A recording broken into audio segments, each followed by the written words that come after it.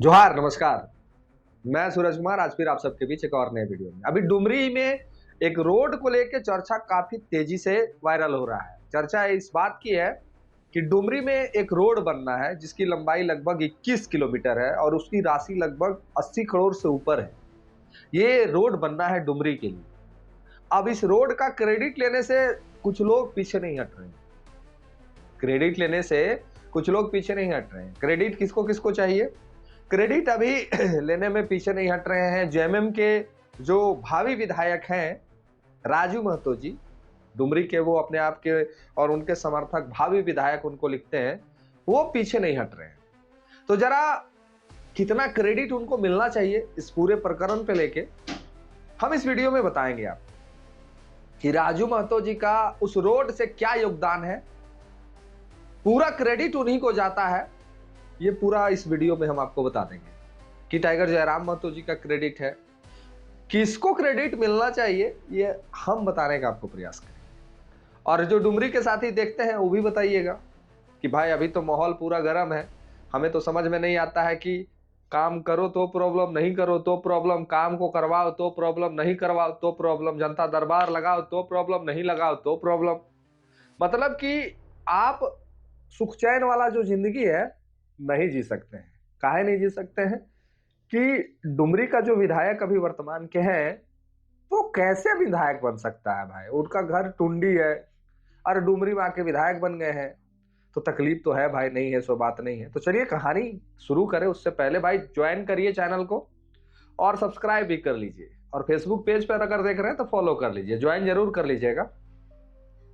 चलिए बताते हैं कि क्रेडिट राजू महतो जी को क्यों मिल रहा है और उनके समर्थक राजू महतो जी को क्रेडिट देने से काहे नहीं पीछे हट रहे हैं। दिन रात ये सोशल मीडिया पे पोस्ट किया जा रहा है कि क्रेडिट राजू महतो जी को मिलना चाहिए। ठीक है, अच्छी बात है। अनुशंसा पूर्व की मंत्री रही, शिक्षा मंत्री रही, उनकी माता श्री बेबी देवी जी का है और उन्होंने निश्चित तौर पे डुमरी के विकास के लिए ये पहल किया। लेकिन उनकी जो अनुशंसा थी वो रोड की अनुशंसा 18 किलोमीटर की थी, 18 किलोमीटर कुछ की थी, लेकिन रोड वही था। अनुशंसा उनकी 18 किलोमीटर की थी, लेकिन जो रोड टाइगर ने अनुशंसा किया सेम रोड था।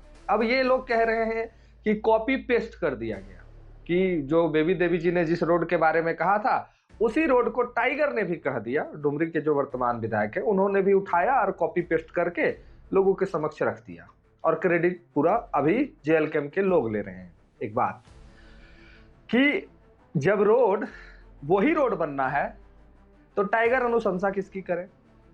अब उसका अनुशंसा पूर्व में बेबी देवी भी की है, पूर्व में हो सकता है स्वर्गीय जगन्नाथ बाबू भी किए होंगे, उसके पूर्व में जो रहे होंगे वो भी किए होंगे, उसके पूर्व में भी जो रहे होंगे वो भी किए होंगे। रोड तो वही बनना है। रोड वही बनना है कि नहीं बनना है? हमें जो ज्ञानी बाबा लोग हैं जरा ज्ञान में हमें बताइएगा। रोड तो वही ना बनना है, तो अनुशंसा किसकी करे लोग? अनुशंसा किसकी करे?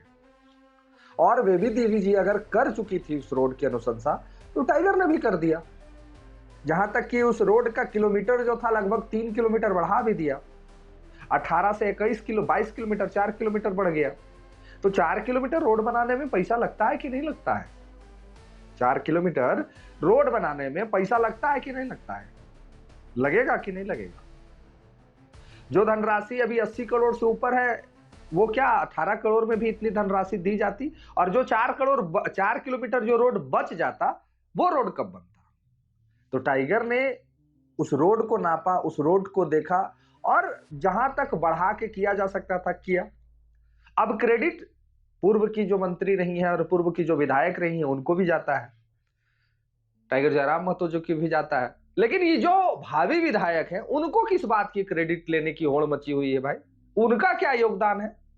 अब उनका योगदान समझा देते हैं कि क्या उनका योगदान है। राजू महतो जी का बस यही योगदान है कि राजू महतो जी अब बोलना सीख रहे हैं। राजू महतो जी का एक वीडियो हम आपको सुनाते हैं। वो बेरोजगारी पे बोलना सीख गए हैं, वो प्रवासी भाइयों के बारे में बोलना सीख गए हैं। तो राजू महतो जी का एक वीडियो हम आपको सुनाते हैं। बहुत अच्छा बोलना सीख गए हैं, हमें भी खुशी है कि चलो भाई एक और नेता तैयार हो रहा है जेएमएम का। जरा सुनिए इनको। तोड़ जवाब देकर बोरिया बिस्तर समझ करके भेज देना पड़ेगा। चुनाव के दरमियान बहुत सारे बातें आई और हम कहेंगे जो भाई मेरे प्रवास किए हुए दूसरे राज्य में प्रवासी मजदूर भाई साहब बम्बई जाके दिल्ली जाके इन्होंने सभा किया कि सबको नौकरी हम झारखंड में देंगे। हम तो कहेंगे बीआरएल है, डीबीसी है, सीसीएल है, एक भी आदमी 1 साल में लगा क्या? नहीं लगा। अभी डुमरी में अनेकों गांव में एक ताल ट्रांसफार्मर जलता है तो 10-10 दिन 15-15 दिन यहाँ के लोग अंधेरे में रहते हैं। लोग चक्कर लगाते हैं कि हमारा गांव में कब ट्रांसफार्मर मिलेगा। ये नौबत आ गया है। हम लोग रहते थे 1 से 2 दिन के अंदर में, जिस गांव में ऐसा परिस्थिति था हम लोग दिलाने का काम करते थे। राजू महतो जी ने कहा कि प्रवासी भाई को 1 साल में यहाँ की 3 कंपनियों का उन्होंने नाम लिया, सीसीएल, डीवीसी और एक और कुछ कंपनी का नाम लिया, उसमें उनको रोजगार नहीं मिला। तो राजू महतो जी से और जेएमएम के समर्थकों से मेरा एक प्रश्न है, अगर ये डीवीसी, अगर ये सीसीएल और एक और कंपनी जो है, ये तीनों कंपनियां अगर 2024 के इलेक्शन के बाद खुली है, तब तो पूरा दोष टाइगर जयराम महतो जी का है। तब तो पूरा दोष टाइगर जयराम महतो जी का है। तब तो पूरा दोष जेएलकेम पार्टी का है कि हमारी पार्टी ने कंपनी को खुलवाया, हमारी पार्टी ने कंपनियों को जमीन अधिग्रहण करवाया, हमारी पार्टी के लोगों ने कारखाना खुलवाया, टाइगर जयराम महतो जी ने उसकी पहल की और सारे भाइयों को बंबई दिल्ली कमाने के लिए भेज दिया। तब पूरा गलती जेएलकेम का है, टाइगर जयराम महतो जी का है, डुमरी विधायक जी का है। इसमें कहीं किंतु परंतु नहीं है। लेकिन अगर ये तमाम फैक्ट्री कंपनियां 24 से पहले भी थी, ये तमाम फैक्ट्री कंपनियां 24 से पहले भी अगर थी, तो वही समर्थक लोग जो चिल्ला रहे थे कि क्या 1 साल में रोजगार मिला लोगों को, नहीं मिला, तो हम उनसे पूछना चाहते हैं कि क्या 25 सालों से रोजगार मिला आपको? जरा जोर से बोलिएगा कमेंट में, हाँ मिला। हम प्रवासी भाइयों से पूछना चाहते हैं कि जिनका घर डुमरी विधानसभा क्षेत्र में आता है, कि क्या 25 वर्षों से आप डुमरी में काम कर रहे थे और टाइगर जयराम महतो जी ने जैसे ही वहां फैक्ट्री और कारखाना खुलवाया, आपको महाराष्ट्र, दिल्ली, हरियाणा, पंजाब, गुजरात, सऊदीया, दुबई, कतर भेज दिया कमाने के लिए?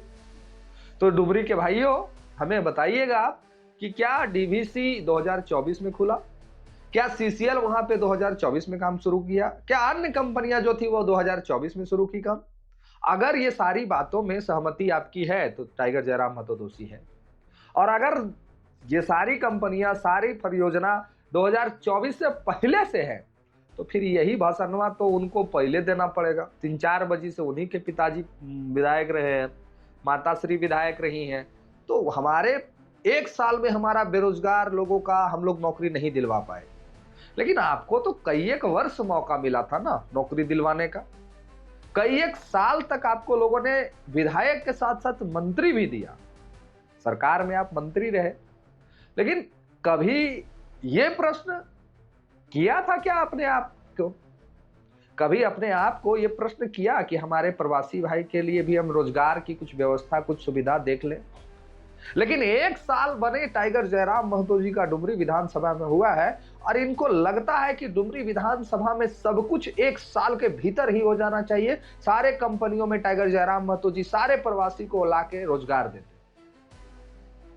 तो आपकी सरकार वर्तमान में झारखंड में है, डुमरी विधानसभा में एकदम हम लोग काम नहीं कर रहे हैं, पूरे झारखंड में ही आपके नेता मंत्री हैं, कई एक प्रवासी भाइयों को आप रोजगार दिलवा रहे हैं डुमरी विधानसभा क्षेत्र के बाहर।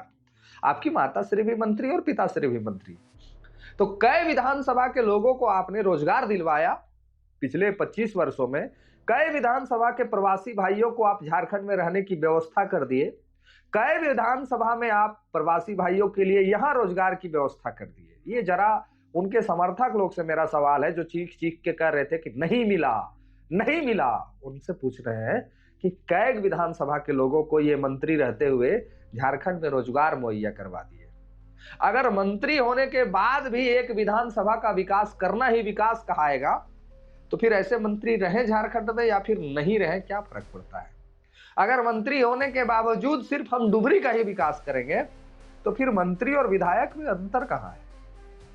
एक मंत्री पूरे राज्य का जिम्मेवारी उनके कंधों पे होता है, और हम सिर्फ विकास की गाथा अगर डुमरी की बता रहे हैं कि डुमरी में कोई रोड नहीं बचा है, कोई गली नहीं बचा है, एक सड़क नहीं बचा है, एक परियोजना नहीं बचा है, कि ईंट नहीं बचा है, खून नहीं बचा है, यही वाला बात अगर डुमरी से सटे सारे विधानसभा में आप कहते तो बहुत मजा आता।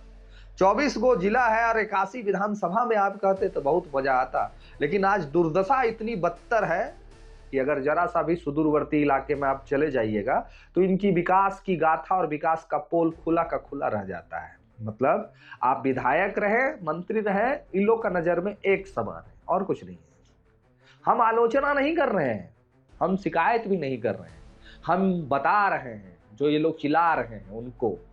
हम आलोचना नहीं कर रहे हैं, हम शिकायत भी नहीं कर रहे हैं, हम बता रहे हैं उनको जो चिल्ला चिल्ला के हमसे पूछ रहे हैं, हमारे विधायक से पूछ रहे हैं कि 1 साल का हिसाब दो, हिसाब दो। इनसे 25 सालों का हिसाब मांगना चाहिए झारखंडियों को। इनसे पूछना चाहिए कि पिछले 25 वर्षों से आपकी सरकार रही है घुरा फिरा के, आप विधायक रहे हैं घुमा फिरा के, उसके बावजूद काहे लोग बाहर गए कमाने के लिए, उसके बावजूद आज दिल्ली मुंबई में लोग काहे 20-15 साल से रोजगार के लिए तरस रहे हैं। अपने बाल बच्चा से साल भर में 2 महीना मिल सकते हैं और 10 महीना बाहर रहते हैं। जो बंबई दिल्ली में रहते हैं उन तो 2 महीना भी मिलते हैं, लेकिन जो हरियाणा, माफ कीजिएगा, जो सऊदीया, कतर और मलेशिया में रहते हैं वो तो 2-3 साल में भी नहीं मिल पाते। तो ये जवाब हमारे भावी विधायक को देना चाहिए। ये कहानी बताना चाहिए कि हम लोग कुछ नहीं कर पाए आपके लिए, अब सारा कुछ टाइगर जयराम महतो जी ही कर सकते हैं। तो उनको मंत्री बनने दीजिए, मुख्यमंत्री बनने दीजिए, प्रतीक्षा करिए, उसके बाद प्रश्न करिएगा तो ये मजा आएगा प्रश्न सुनने में। अभी एक विधायक के कार्य क्षेत्र के अंदर क्या क्या आता है ये तो आपको हमको बताने की जरूरत नहीं है, ये आप बहुत अच्छा तरह से जानते हैं। एक विधायक के कार्य क्षेत्र में क्या क्या आ सकता है ये आपको बताने की आवश्यकता हमें नहीं है, आप बहुत अच्छे तरह से जानते हैं। हाँ, एक मंत्री के कार्य क्षेत्र में क्या क्या आता है ये हम आपको दोबारा से बता देते हैं। अगर एक मंत्री चाहता तो कई एक प्रवासियों को यहाँ रोजगार दिलवा देता। अगर मंत्री जी चाह लेते तो कई एक प्रवासी को यहाँ रोजगार दिलवा देते, कई एक फैक्ट्री में उनको नौकरी लगवा देते, कई एक परियोजना में उनको नौकरी लगवा देते। लेकिन नहीं, इनको डुमरी से ही मतलब रहा होता तो डुमरी में आज प्रवासी की संख्या इतनी ना होती। अगर 24 के बाद ये सारी कहानियां हुई हैं तो सारा दोष हमारा है, सारी गलती हमारी है, सारा दोष टाइगर जयराम महतो जी का है। टाइगर जयराम महतो जी ने कभी नहीं कहा था कि हम विधायक बन के सबको रोजगार दे देंगे। उन्होंने कहा था कि सरकार में आएंगे तो सबको रोजगार देंगे, सत्ता में आएंगे तो सबको रोजगार देंगे। और सत्ता में अभी कौन है ये हमें बताने की आवश्यकता नहीं है। सत्ता में कौन बैठा है, कौन मलाई चाव रहा है ये हमें कहने की आवश्यकता नहीं है। विधायक, भावी विधायक जो हैं वो कहते हैं कि अब बिजली का ट्रांसफार्मर उड़ता है तो हम 10-10 दिन तक इंतजार करते हैं। हम उनसे जरा पूछना चाहेंगे कि क्या ट्रांसफार्मर 10 दिन अगर नहीं लग पाता है तो क्या आपकी जवाबदेही नहीं है? क्या आपके पास वो शक्ति पावर नहीं है? क्या आप 10 दिन के भीतर वहां पे ट्रांसफार्मर नहीं लगवा सकते हैं? आप तो सरकार में हैं, फिर भी वो विधायक है, आप तो सत्ता में बैठे हैं। और सत्ता में कोनो ऐसा वैसा नहीं है, आपको मंत्री से ज्यादा पावर आज भी है। तो फिर आप 10 दिन तक इंतजार किस बात की करते हैं? अपने लोगों को परेशान किस बात के लिए करते हैं? काहे कि वहां के लोगों ने विधायक अलग चुन लिया इसलिए। तो अगर आप आलोचनाएं कर रहे हैं तो पहले आप अपना देख लीजिए कि आपने पिछले 25 वर्षों में क्या दिया है डुमरी को। और अगर आप आलोचना करते हैं तो पहले ये बात देख लेना होगा कि हम क्या कर सकते हैं आने वाले समय में। आप क्या कर सकते हैं ये हम नहीं, डुमरी की जनता तय कर देगी। और पिछले 4 वर्षों में, माफ कीजिएगा, अगले 4 वर्षों में जो काम वहां होगा वो डुमरी की जनता तय कर देगी।